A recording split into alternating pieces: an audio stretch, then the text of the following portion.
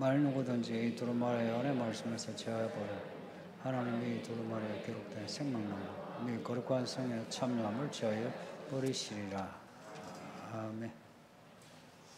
본문에 나오는 사람은 본문에는 이름이 안 나오지만 그 위에 고넬료입니다. 고넬료, 로마 사람이에요. 로마 장교인데 출세하면 천부장 되고 또 출세하면 총독도 되고 그렇게 되려면 로마의 체제를 잘 따라야 돼요. 그 로마 체제라는 게 로마 종교고 로마 사회 시스템인데 나중에 그냥 로마 종교, 로마 시스템이 교회를 박해하는 거 아시죠? 그 로마와 교회는 안 맞아요. 또 유대교하고도 안 맞아요. 그런데 고넬료가 유대인을 잘 대하고 그리고 환상 가운데에 유대인 베드로를 초대해서 설교 듣는 거 대단한 용기입니다. 로마의 백부장이 유대인을 초대해서 집에 초대해가지고 설교를 듣는다. 뭐지? 뭐 하는 짓이지? 그런 거예요. 근데 고넬료가 개의치 않고 초대하는데 베드로가 오기 전에 자기 친척들, 친구들 다 모아가지고 베드로를 맞이합니다. 고넬료의 진심입니다. 그 친구들 대부분이 로마 사람일 건데, 헬라 사람일 건데, 그럼에도 사람들을 불러가지고 베드로의 설교를 들었다. 이거 고넬료가 결단을 해야만 되는 겁니다. 이렇게 결단을 해서 베드로를 초대할 수 있고, 혹은 여러 가지 상황 논리로 초대하지 않을 수도 있습니다. 네, 고넬료가 초대했다. 스스로 결심해서 초대했다는 겁니다. 네, 이런 그 이야기가 우리에게 주는 기본적인 메시지는 우리가 마음 먹으면 믿음으로 살 수 있다. 이미 하나님이 우리 가운데 덮개처럼 덮으셔서 이제 공이 우리에게 온 거예요. 하나님은 하실 일을 다 하셨기에 우리가 주신 그 공을 받아서 믿음으로 반응하면 그러면 하나님과의 놀이가 되는 겁니다. 또 그러지 않을 수도 있다는 거예요. 앞에 환상을 봤는데 그 환상을 보고서도 나 하기 싫어요, 못해요 하면 그러면 고넬료 이야기는 없습니다. 많은 사람이 성경 읽다가 질문하기를 에덴 동산에 선악과를 왜 두셔가지고 사람이 죄를 짓게 하셨나? 선악과를 두신 걸로 시비 걸고 또 하나 선악과를 두신 건 괜찮은데 그러면 사람에게 선악과를 먹을 수 없는 그런 의지, 먹으면 안 된다고 하는 그런 마음만 심어주면 되지. 그 선악과를 보고 먹고 싶도록 보암직하도록 그런 마음, 그걸 이제 흔히 자유의지래요. 그런 자유의지를 왜 주셨느냐, 그 문제를 제시합니다. 이런 자유의지와 이제 대비되는 게 노예의지인데, 사실 자유의지, 노예의지 이 말이 쉬운 말은 아닌데, 우리가 지금 들리는 뉘앙스 생각하시면 돼요. 자유의지는 우리가 자유롭게 선택해서 결정해서 살아갈 수 있는 의지. 노예의지는 내가 하려고 해도 참 내가 마음대로 되지 않는 어딘가 매여 있는 게 노예의지라 이렇게 생각하시면 됩니다. 이 개념이 어떤 스탠스에 있느냐에 따라서 그 개념이 약간 달라져요. 그런데 지금 우리가 그냥 들리는 그런 정도 개념이면 됩니다. 만약 우리에게 노예의지를 심어주셨으면 선악과는 두셔도 선악과를 보고 먹을 만한 마음이 안 생기는 거예요. 노예 의지가 되니까. 나 먹으면 안 돼 하니까 그 말씀에 그냥 내가 매워가지고 먹고 싶지도 않고 보고 싶지도 않고 그렇게 했으면 선악과 안 먹고 죄 안 짓고 죄의 문제 없고 그리고 구원의 문제가 아예 생기지 않죠. 그리고 하나님의 아들 오셔가지고 십자가에 죽는 그런 비극도 없고 아무런 문제가 없을 건데 사람에게 자유의지를 주셨던 거라. 또 더 이상한 거는 하나님이 사람을 이렇게 만드시고는 그 사람을 심히 기뻐하셨다.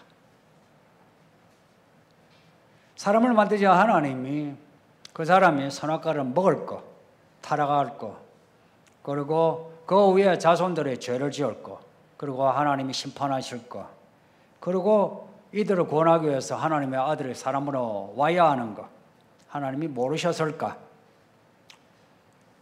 아신다. 신비하게도 다 아세요. 다 아심에도 사람에게 자유의지를 주셔가지고 선악과를 따먹든지 따먹지 않든지 그렇게 선택할 수 있게 하셨다는 겁니다. 지금도 이 자유의지에 문제가 생기죠. 오늘 예배 오는 거 오지 않을 수도 있죠. 안 온다고 해서 이 목사가 뭐 전화하고 뭐라 한 적이 있던가요? 또 오전 예배만 하고 그냥 가는 거 누가 뭐라 하던가요? 근데 오후까지 이렇게 앉아있는 이거 누가 선택한 겁니까? 여러분이 선택한 거예요. 아침에 와서 밥을 먹고 예배하고 밥을 먹고 공부하고 사실은 이 아이들도 강행군입니다. 아이들은 더 빨리 와요. 차라리 노예의지만 있으면 우리 믿을 수밖에 없어. 예배할 수밖에 없어. 아무 생각 없이 아침 일찍 와서 예배하고 이 시간까지 있는 거 고민이 없어요. 그런데 이런 자유의지를 가지고 있으니까 아침에 일어나서 올까 말까, 예배하고 난 뒤에 밥을 먹을까 말까, 밥을 먹고 나면 빨리 도망갈까 말까, 그리고 끝나고 나면 오후 예배를 하고 갈까 말까, 끝나고 나면 청소를 할까 말까, 또 그 다음날 새벽 예배를 올까 말까, 새벽에 이제 생각을 아예 안 하는 분은 수요일 올까 말까, 고민이에요. 이런 고민이 죽을 때까지 계속됩니다. 아예 애초부터 자유의지를 안 주셨으면, 그러면 하나님이 자유의지를 주신 사람이 선악과를 먹을 때에 내가 생각한 대로 선악과를 먹었네, 힘이 좋아지고, 에덴 동산에서 추방할 때에 생각한 대로 선악과 먹어서 추방해야지, 아싸. 노아 홍수 때에 이제 이것들이 다 타락했네, 이제 때가 되었네, 홍수로 썰어버려야지, 아싸. 그리고 하나님의 아들이 내려올 때 이제 때가 참해, 이제 되었네, 아들아 가라, 아버지 빠빠이 갔다 올게요. 그렇게 오셨느냐. 그리고 십자가 죽으실 때 사람들이 이제 보니까 아픈 척 슬픈 척 그렇게 고통스럽게 죽으시고, 그리고 올라가실 때도 다 때가 되었으니까 야 성령 받으라 하고 올라가셨나. 어떻게 하셨을 것 같습니까? 그러니까 하나님에 대해서 우리가 하나 알아야 될 거는 하나님은 진실하시다. 이거 하나는 맞아요. 자유의지 이런 문제를 떠나가지고 정말 하나님은 진실하시다. 그 진실하신 분이 우리를 대하실 때 우리가 하시는 그 마음, 그 파토스라 하는데 그게 이중적일까? 진실은 이중적일 수 없어요.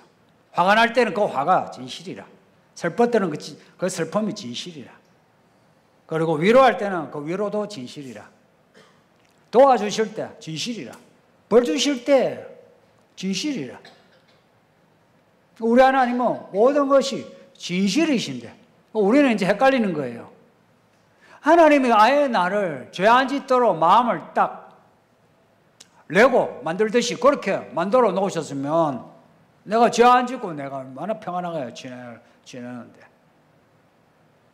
근데 내가 죄 안 지으려도 계속 죄를 짓고 있는 거예요. 게으르지 않으려고 해도 계속 게으르고, 엄난하지 않으려고 하는데도 계속 엄난한 거예요.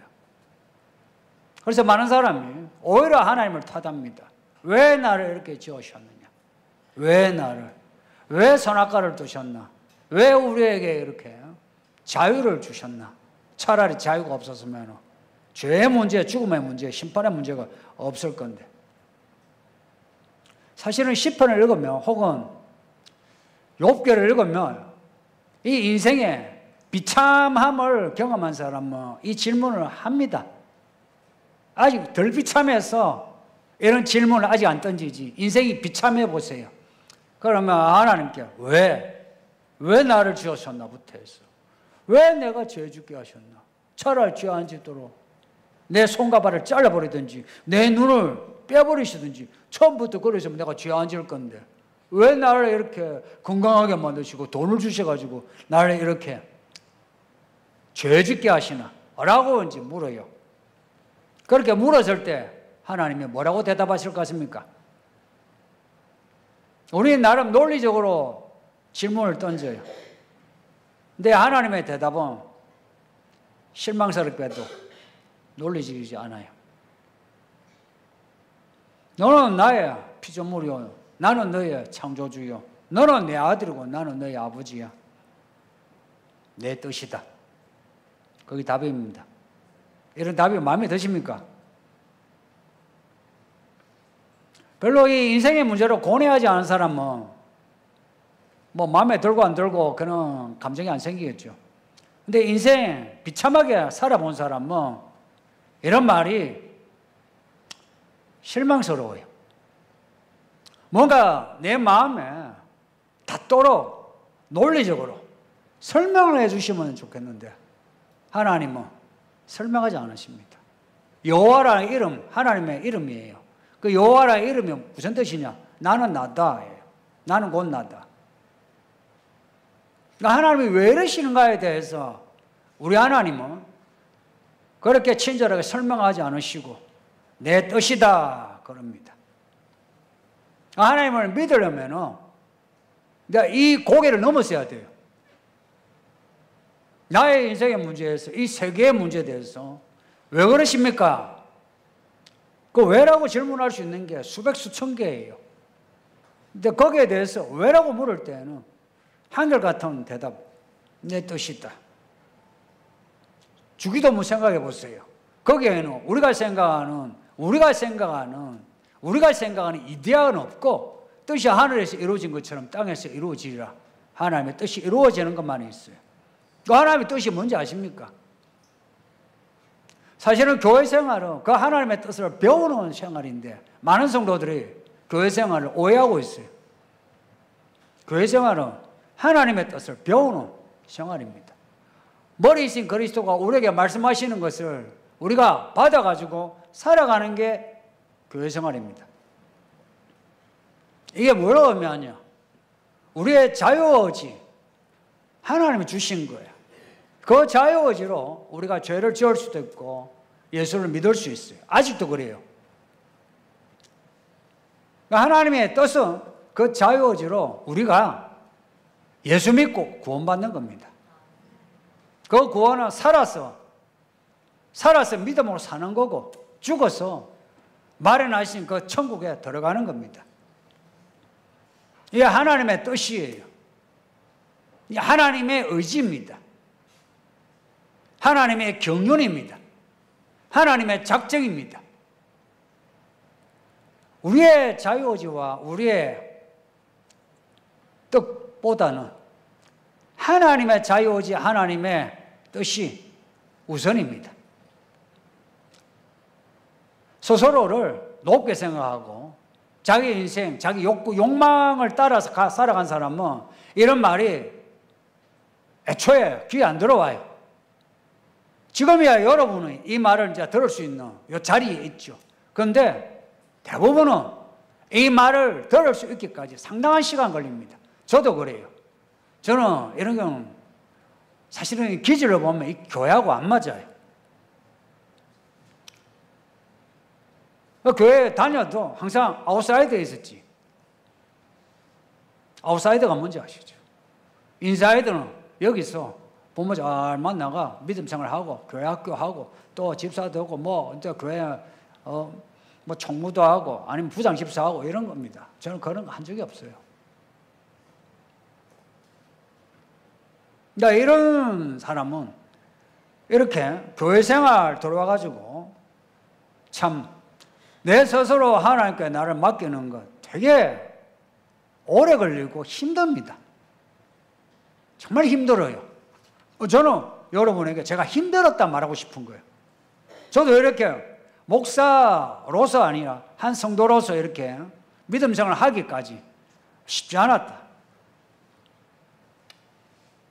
그렇다고 해서 나의 자유의지가 손상되고 이제는 내가 어쩔 수 없이 내가 기도해야 되고 어쩔 수 없이 내가 목회해야 되고 이러냐? 아니거든요. 항상 내가 결정해 왔어요. 나의 자유의지는 그대로예요. 근데 하나님의 뜻은 변함이 없어. 그래서 내가 택할 수도 있고 안 택할 수도 있는데 그래서 매번 기도할 수밖에 없는 거예요. 매번 한번 기도 진하게 하고 열흘 가고 한 달 가면 얼마나 좋겠어요. 하루도 못 가. 매번 기도를 해야 되는 거예요. 그래서 나의 자유의지를 하나님의 뜻에 맞춰가는 겁니다. 많은 사람이 교회 와가지고 나하고 교회가 맞고 안 맞아, 뭐 맞지 안 맞아 그래요. 뭐 설교가 내 마음에 들고 안 들고 그래요. 내가 여러분에게 맞춰야 되겠어요? 여러분이 제 설교를 듣고 이 설교에 맞춰야 되겠어요? 우리 엄밀하게 한번 따져봅시다. 이거 그냥 성경적으로 따져보세요. 내가 여러분에게 맞춰야 되겠어요? 여러분이 제 설교에 맞춰야 되겠어요? 그 고백을 지키세요. 우리가 정말 이게 앞뒤가 안 맞아요. 이제 교회 바깥에서는 이런 부분이 이해가 되지 않지만 그래도 우리가 여기까지 오는데 하나님이 우리에게 보여주신 하나님의 그 구원과 손길이거든요. 그 손길을 보면 하나님의 존재와 하나님의 나를 운영하시는, 내 인생을 운영하시는 이제 그걸 안다면은 그리고 하나님의 심판을 안다면은 그러면 사실은 내가 엎드릴 수밖에 없어요. 만약 하나님이 안 계시면 엎드릴 데가 없어요. 내가 최고야. 종교를 만들어도 내가 만든 종교, 내가 알아서 하면 되지. 근데 하나님이 나를 만드셨고 이 교회 또한 그리스도가 피로 사신 교회, 피로 만드신 교회예요. 그러니 이 교회 와서는 엎드려야 되는데 여전히 내가 내 자유의지 가지고 결정을 해 나가야 되는 겁니다. 그래서 흔히 사람들이 생각하는 결정론적인, 운명론적인 세계 없어요. 저 사람 하나님 택하셨으니까 나는 안 택하셨으니까 혹은 나는 택하셨으니까 저 사람 안 택하셨으니까 그래서 운명론적으로 생각하는 그건 틀렸어요.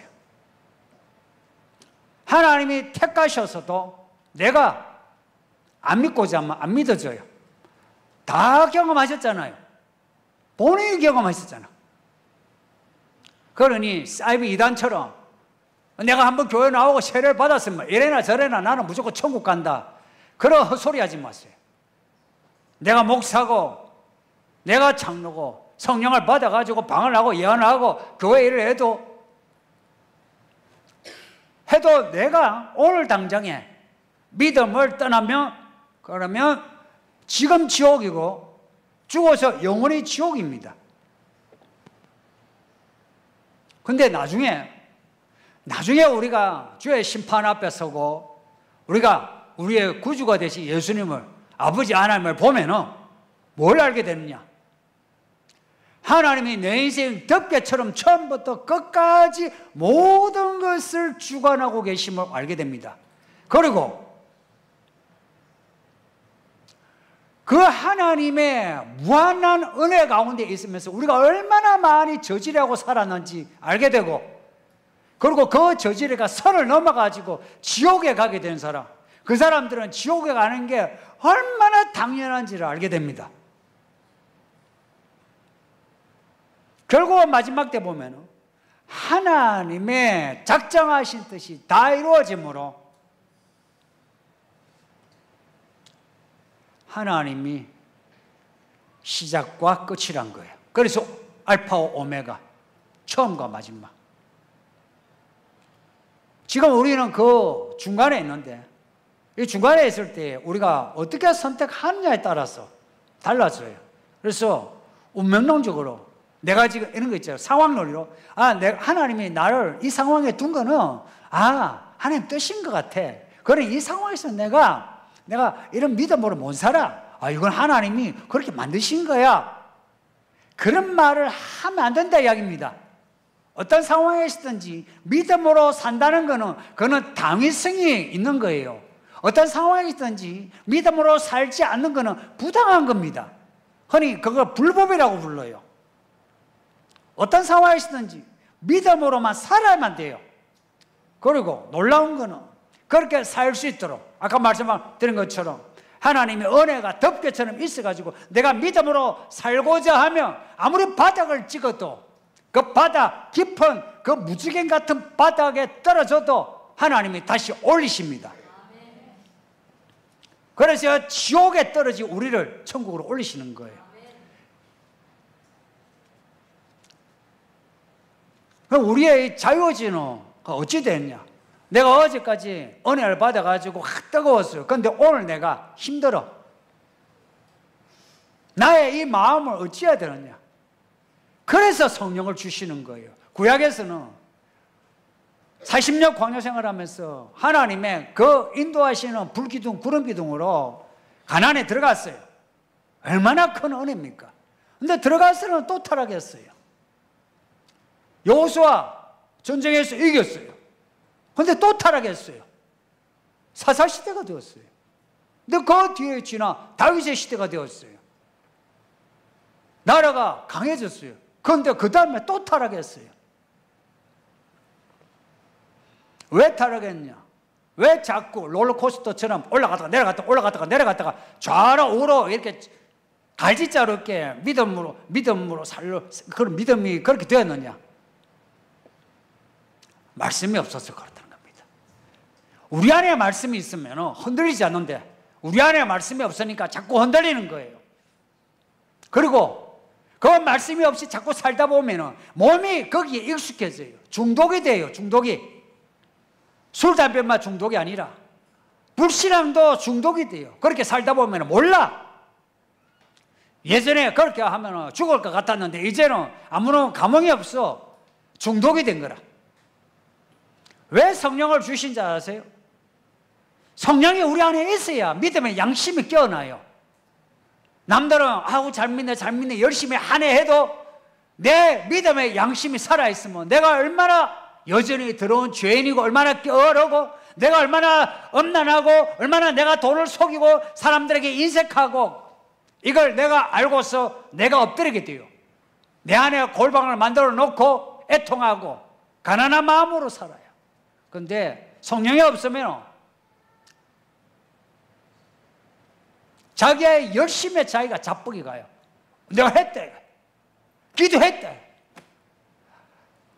제가 이런 설교를 한두 번 하는 거 아닌데도 여전히 내가 기도하고 있습니다. 내가 헌금을 내가 하고 있습니다. 이런 말을 한다는 이 안에 있는 자아가 무슨 자아예요? 이게 노예의지예요. 노예의지는 뭐냐면 죄를 짓고 싶지 않지만 자꾸 죄가 지어진, 그래서 죄에게 매여 있는 사망의 종이란 거예요.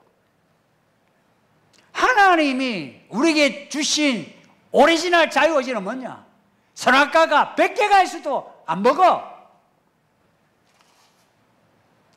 성령을 우리에게 주셔서 우리에게 회복하시는 자유의지는 죄의 기운이 차고 넘쳐도 아무것도 아니야. 말씀대로 살려고만 하는 겁니다. 내 의지로. 그럴 때에 성령이 앞에서 이끄시고 뒤에서 나를 보호하신다 그럽니다. 이 말 잊지 마요. 성령이 앞에서 이끄시고 또한 뒤에서 우리를 보호하신다. 하나님은 그래서 사랑이 있어요. 우리가 죽기 전까지, 예수님을 만나 심판을 받기 전까지 하나님은 변함없는 그런 사랑, 여기에 믿음이 크든 작든 교회를 잘 다니든 못 다니든 거기에 상관없이 변함없는 사랑으로 우리를 향한 하나님의 작정을 펼치십니다.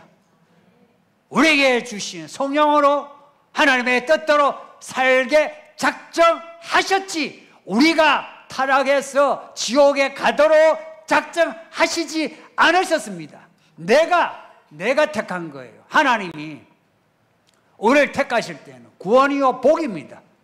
예수님이 유다를 택할 때에 제자로 부르셨어요. 그런데 그 제자가 예수님을 팔아먹었어요. 예수님도 마음 아프신 거라. 그래서 마지막에는 친구야, 네 하고 싶은 대로 해라 그러셨어요. 우리에게 주신 자유의지는 구원이요 은혜예요. 이걸 우리가 팔아먹은 거라. 어디에? 세상에다가. 이 세상에 있는 말 여러분이 산속에 있으면 안 팔아먹어요. 세상에 있으니까. 이 세상이 좋으니까 나를 팔아먹는 거라. 믿음을 팔아먹고, 그리고 어느 상황 논리로 우리를 변명하는 겁니다.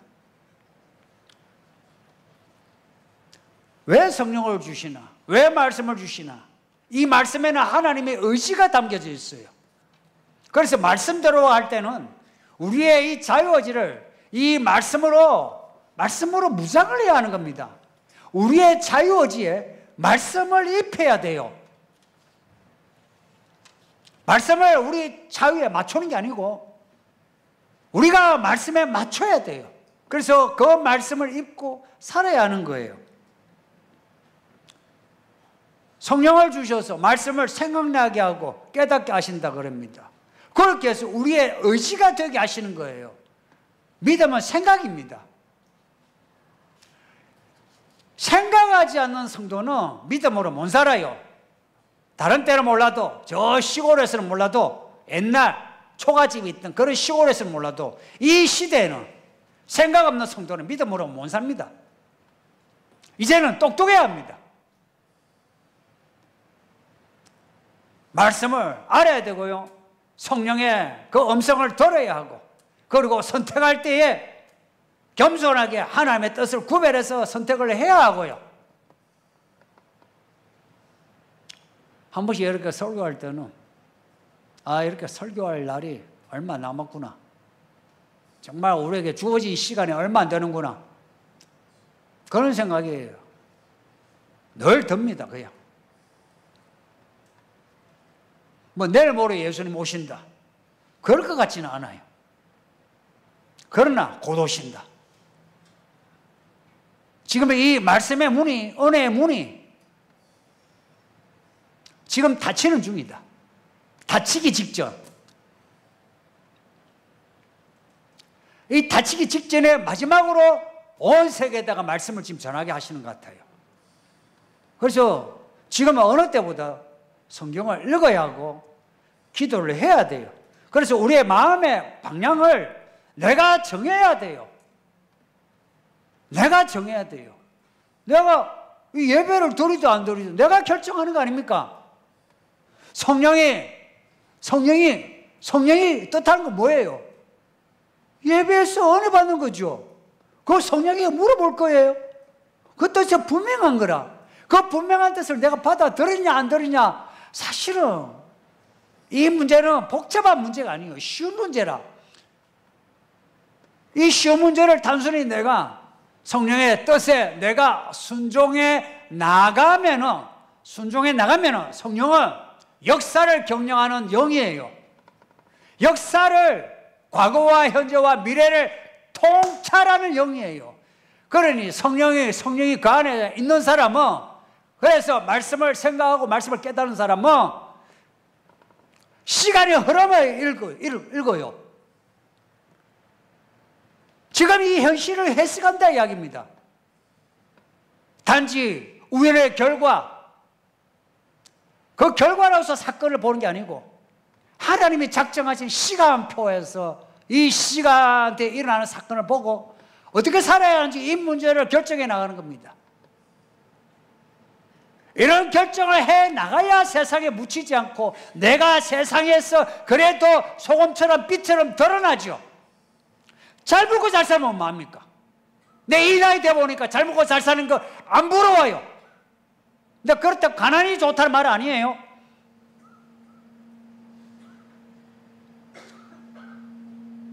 아무리 잘 먹고 잘 살아도 세상에서 튀는 사람이 없어요. 다 세상 사람이지. 인생에 낙이 없어요. 낙이란 거 이제 늙었으니까 아이고 우리 아이들한테 재산 물려주는 거 이것밖에 더 있어요? 근데 나 그런 거 없어요. 없는 게 너무 좋아. 살아생전에 그리고 앞으로 일에 하나님의 이야기가 있고 이 이야기가 소멸되지 않고 집을 지어서 저 하늘의 야곱의 사닥다리처럼 하늘로 올라가 하늘에 내 집이 있다고 생각하면 인생 살만합니다. 이거 진짜입니다. 적어도 이 오후 예배 드리는 여러분은 이런 말씀이 마음에 딱 이렇게 박수 치듯이 소리 나도록 그렇지 하고 마음에 탁 치는 이렇게 터치가 이 느낌이 없다면 문제가 있습니다. 왜 우리에게 성령을 주시려고 하냐? 우리를 구원하시려고. 그래서 살았을 때 우리를 구원하시는 거예요. 우리의 삶을 얼마나 중시하셨으면 하나님의 아들이 사람으로 오셔서 사셨을까? 우리의 하루하루 생활을 하나님은 아들의 피로 바꿀 만큼 사랑하신 거라. 우리는 하루를 그냥 보내죠. 하나님은 우리의 그 아침부터 저녁까지 24시간 그 얼마 안 되는 시간인데도 그 하루를 아들의 피로 사신 거라.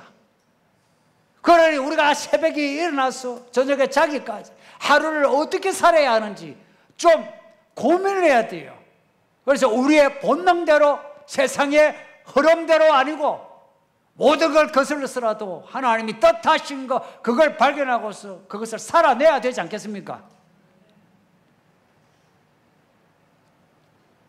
고넬료는 이방인이 로마 장교예요. 야망이 있는 사람이에요. 그 야망을 접고 베드로를 받아들였다 이야기입니다. 예배를 드렸다 이야기입니다. 눈치 고치도 없이 아이고 야 백부장이 유대인 누구 받아들였대. 그것도 랍비도 아니야. 갈릴리 어부 무식한 어부 베드로였대. 근데 그거 듣고 엎드려서 뭐 기도 어쩌고 저쩌고 하더만은 알아듣지 못할 뭔가 하더래. 야 웃기는 인간이야. 이랬을 거 아니에요? 그걸 감수하고 했다 이야기입니다. 여러분은 얼마나 잘났습니까? 얼마나 잘났기에 자기 체면, 자기 상황 논리로 아이고 그거 못해요. 아이고 내가 좀 남사스러웠어. 아이고 지금 바빠요. 이게 말이 됩니까? 솔직히 말해서 우리 가운데 고넬료 이 백부장보다 사회적으로 높은 사람 없어요.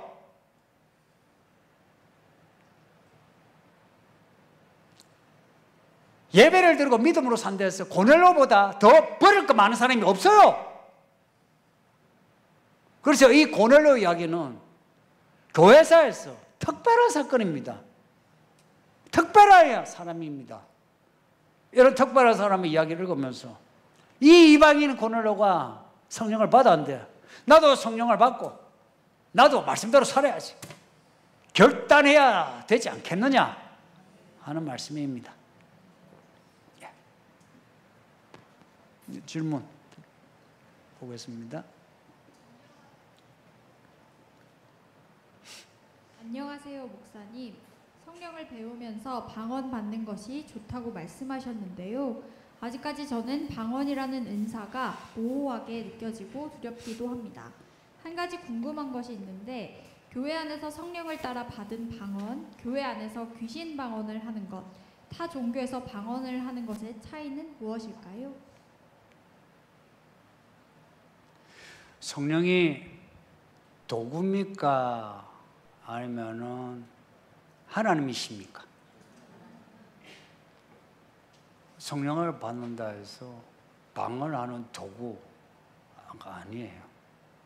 그래서 성령을 받는다 할 때에 성령을 받으면 그 사건으로 방언하고 예언을 하는 건데, 근데 성령을 받은 그 가장 큰 표시는 그 사람이 하나님의 사람 되는 겁니다.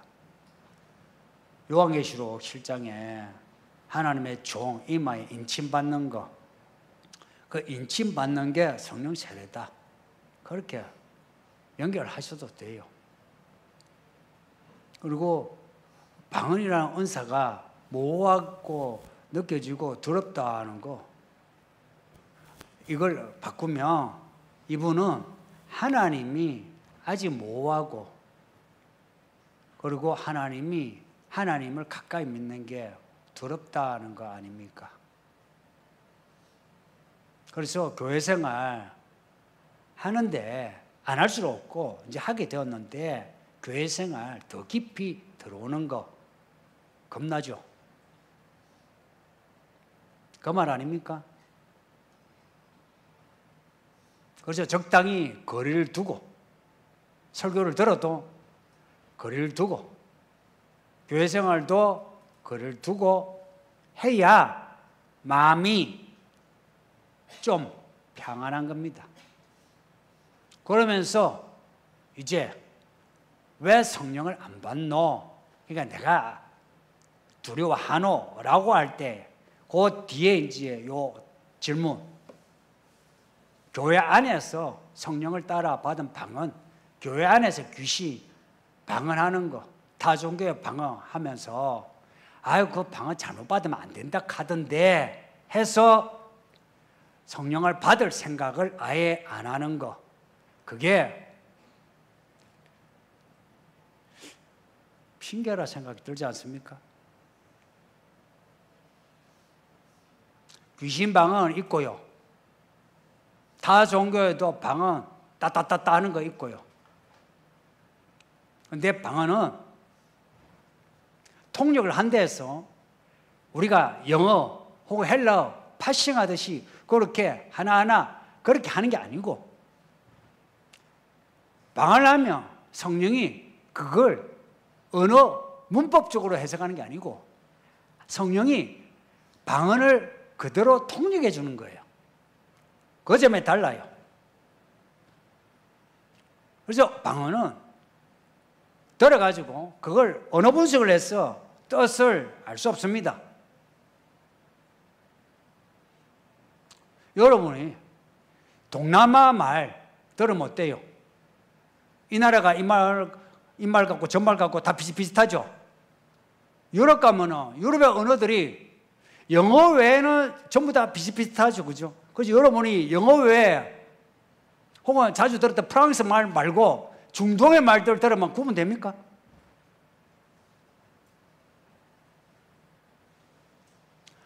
귀신 방언 받을까 방언 안 한다, 그런 생각 안 가져도 됩니다. 안 가져도 돼요. 성령을 받고 방언하면 됩니다. 그런 생각 안 해도 돼요. 여러분 중에도 귀신 방언하고 귀신 예언하는 거 제가 가만 안 둬요. 가만 안 둔 데서 불러가지고 막 뭐라고 그런 게 아니고 그러지 말라 하여. 이 교회에서도 한두 사람이 아닙니다.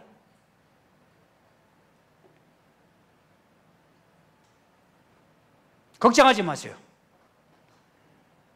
그래서 자주 하는 말이 방언을 하고 예언하고 할 때, 특히나 예언한다 할 때에는 저한테 와야 돼요. 이 교회에서는. 저한테 와야 돼. 그렇다고 해서 거짓말쟁이 하면서 막 뭐라 하지 않으니까 겁내지 않으셔도 돼요. 저는 본인이 알 때까지 이런 거예요. 주로 그런 사람은 초신자는 그런 적 없어요. 여러분 교회 처음 왔는데 방언 따따따따 하고 예언한 사람 봤나요? 없어요. 묵은 사람이 이제 귀신이 이 사람이 하나님의 종이 되려고 하니까 귀신이 시험 거는 거예요. 그래서 넘어지게 해서 귀신의 사람 되게 하는 거예요. 어떻게 하냐? 진짜 귀신 방언하고 귀신 예언해요. 예언을 한다니까. 귀신이, 여러분 속에 있는 귀신이 안에서 똑같은 소리 하는데 무슨 소리냐? 내가 하나님이다 그래요. 그리고 여러분에 대해서 내가 너의 주인이다. 바알이라 말하죠. 바알. 귀신은 항상 내가 주인이다 그래요.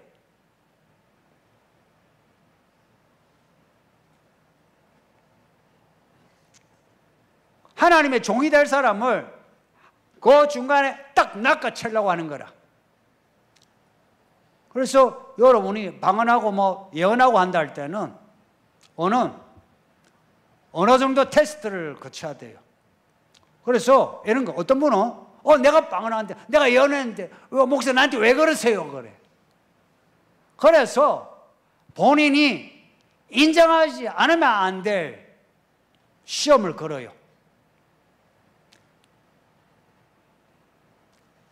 여러분 귀신 방언할까 봐 방언 못한다 그런 걱정 안 하셔도 됩니다. 우리가 아이처럼 말할게요. 하나님 IQ가 높을까요? 귀신 IQ가 높을까요? 귀신이 다 모아도 하나님의 IQ 바닥이에요. 그러니까 귀신이 아무리 애써도 하나님의 작전에는 안 돼요. 그러니까 귀신이 교만오만하다 그렇죠? 교만오만한 사람의 특징이 뭔지 아세요? 그냥 하고 싶은 말 다 해요. 그래서 귀신은 오냐 해주면 하고 싶은 말 다 해요. 그래서 귀신 방언 혹은 귀신 예언한 사람은 나타나요. 그 말에서 나타나고 두 번째 예언하는 말 혹은 방언에서도 나타나요. 이거요 시도 때도 없이 방언해요. 생각해 보세요. 이 예배 지금 대표기도 지금 전체 공동체 기도하고 있는데 요 기도할 때 여러분 중에 방언으로 막 기도한 사람이 있었어요? 없었어요? 없죠? 근데 여러분 중에 누가 나 방언 받아가지고 방언을 막 하고 하면은 옆에 사람이 기도가 될까요? 안 될까요? 모두가 다 이럴 때는 있어요. 여러분 방언으로 기도합시다. 방언 받은 사람 방언으로 기도하세요 라고 할 수도 있어요. 그러나 그게 아닐 때에 혼자서 방언 가끔 그렇죠. 이 교회 처음 어디서 있다가 오신 분들 방언 받은 분들 새벽이나 저녁에 이렇게 예배할 때 통성기도 합시다 하면 혼자서 방언을 빠빠빠빠 하죠. 그건 정상적인 기도 아니에요. 그리고 그런 사람의 특징은 그 믿음과 인격이 이미 가벼워요. 가벼워. 귀신은 따라하세요. 가볍다. 성령은 무겁다. 하나님의 영광이라고 하는 말, 히브리어에서 하나님의 영광이라 하는 그 말의 뜻이 뭐냐면 무겁다는 거예요. 악과 귀신, 더러운 거는 가벼워요. 사람이 가벼워. 예언도 가벼워. 방언도 가벼워. 표가 바로 나요. 무게를 들면 이 무게 느낄 수 있잖아요. 표가 난다니까. 근데 왜 질문이 두 개나 더 생겼어?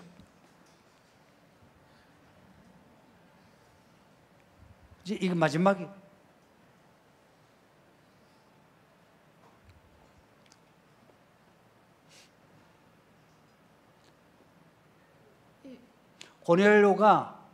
고넬료는 백부장의 지위로 누리는 삶보다 예수 그리스도의 이름을 힘입어 죄사함 받는 것을 더 중요한 인생의 문제로 생각한 것 같습니다. 그럴 수 있었던 이유가 무엇일까요? 몰라요. 알 수 없어요.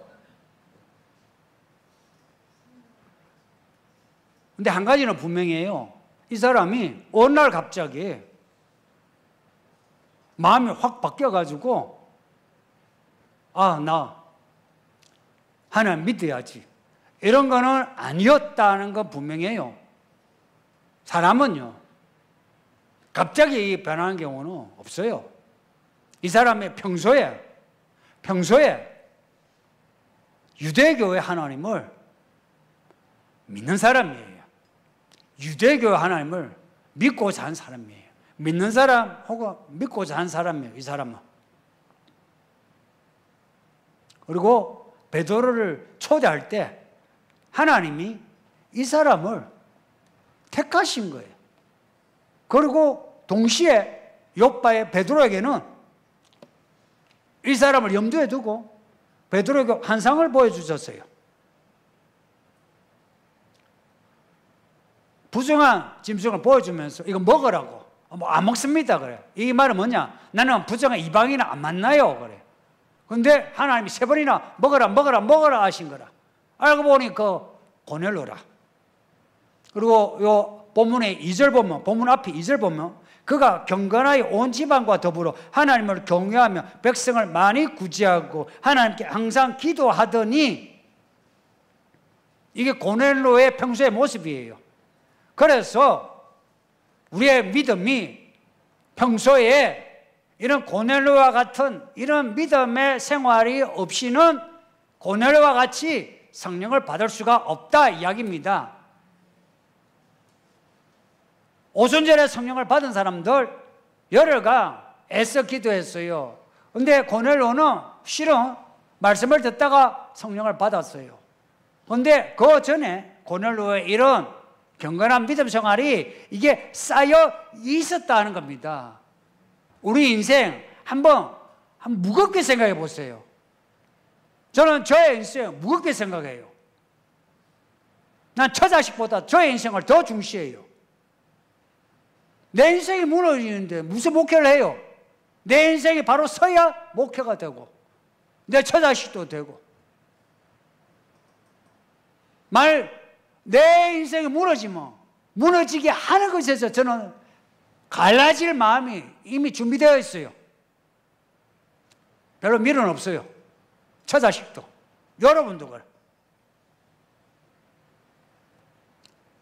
고넬로가 평소에 하나님을 경외하는 것이 이게 쌓인 거예요. 이게 어떻게 가능해요? 고넬로가 이런 마음 가지기에 쉽게 했을 것 같아요? 아니면 매번 애써야 되었을까요? 아시잖아요. 매번 애써야 되었지. 얼마나 고민했겠어요. 유대교를 보고 자기가 배운 로마의 철학과 로마의 종교 얼마나 많이 비교했겠어요. 배운 사람이에요. 그래서 비교하면서 내가 정말 유대교를 믿어야 되나, 하나님을 믿어야 되나. 그리고 베드로를 초대할 때 이 사람은 또 먹고, 이 사람은 랍비도 아니고 바리새인도 아니고 서기관도 아니고 이 사람 왜 내가 초대해야 되나 고민했겠어요, 안 했겠어요? 이 했다 이야기라. 고민을 하고 결정을 했다. 저는 설교에, 오늘 오후 설교에서 이 고넬로의 이 결정을 지금 여러분에게 지금 푸시하는 겁니다. 이렇게 결정을 했다 이야기라. 결정을 하니까 하나님이 고넬로 집안에 성령을 부어주셔서 이런 거예요. 잘했다. 네가 내 말에 잘 순종했다. 내가 너에게 선물을 주마. 성령을. 그렇게 된 겁니다. 우리가 마음에 결정을 하고서 한번 순종을 해보세요. 그 순종을 좀 쌓아보세요. 그 쌓아가는데 오만교만 자만하지 마세요. 내 이만큼 했는데 내가 이 한국교회 성도들 뭐 하면 이만큼 했는데, 뭐 기도 이만큼 했는데, 헌금 이만큼 했는데, 그 말에 질려버렸어요. 얼마나 했기에. 당신들 중에 여러분이 헌금해가지고 이 교회 살려냈어요? 얼마나 헌금했는데, 기도 얼마나 했는데, 봉사 얼마나 했는데, 목사가 앞에서 없어 하면 없는 거지. 이 교회는 하나님의 은혜로 되었지 여러분의 수고로 된 거 아닙니다. 이 부분을 분명히 하고 가야 되는데, 아, 우리 목사가 오늘 날 무시한다. 날 무시한다. 무시받을 만하지. 그 하나님의 은혜 앞에서 우리의 모든 것이 쓰레기로 배설물로 무시받을 만하지. 그렇지 않습니까? 제가 그러면 개척했다고, 내 수고했다고, 여러분 나 잘 대접해요, 내가 이러면 좋겠어요? 여러분도 똑같아. 별거 없어. 별거 없으니까 매번 순종할 때에 쌓아놓은 자 이거 빼버리고 완전한 믿음으로 그냥 모든 걸 다 걸고서 순종하세요.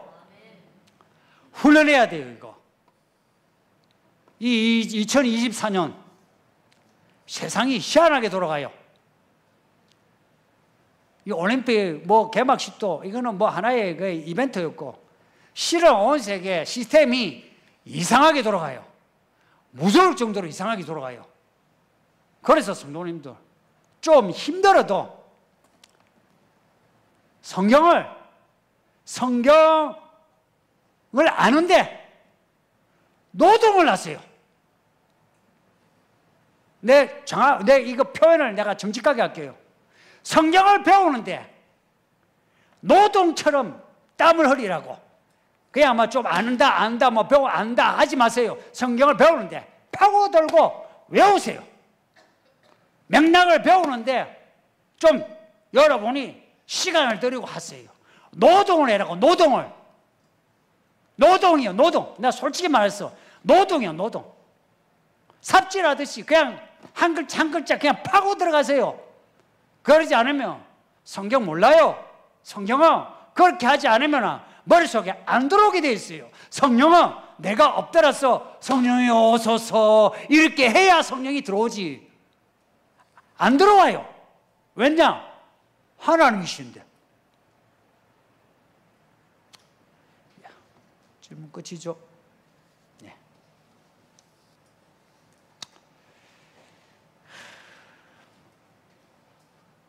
말씀 생각하면서 우리 같이 합심해서 기도합시다.